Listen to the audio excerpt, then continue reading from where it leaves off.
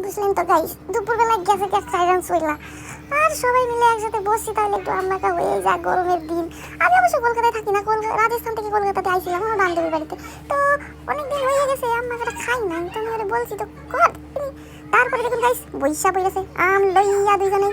তারপরে যে দেখুন কুচি কুচি কুচি কুচি কুচি করে কাটছে, ওহো কি ভালো লাগছে।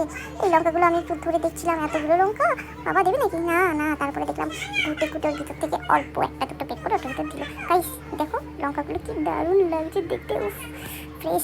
আমগুলোর সাথে যখন মাখা হয়ে গেল, আমার তো ভেবেই জিভে জল চলে আসছে।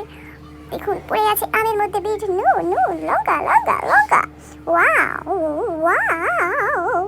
এইবার আসছে কাসুন্দি কাসুন্দি।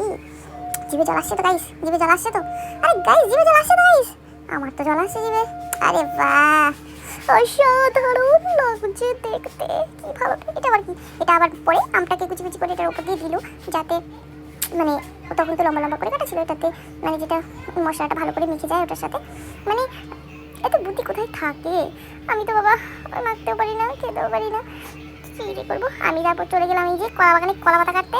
কলা পাতা খাওয়াবে গাইস, আম যখন মাখা হয়েছে তখন আমি একটু বাঙালি ওরাই খাই, সেই একটু পুরনো ছোটবেলার কথা মনে পড়ছিল। আমি চলে আসলাম কলা বাগানে, কলা পাতা কেটে নিয়ে ধুয়ে একদম বানিয়ে ফেলেছি গাইস সবার জন্য প্লেট।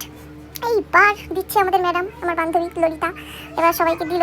দেওয়ার পর মানে সবাই খাচ্ছি গাইস, মানে এতটাই সুস্বাদু হয়েছে জিভে, ওয়াসাম। দেখুন কচি কাঁচাগুলোও ঝাল কীভাবে খাচ্ছে, দিদি ভাইয়ের মুখের এক্সপ্রেশনটা একটু দেখুন, কি হাসি।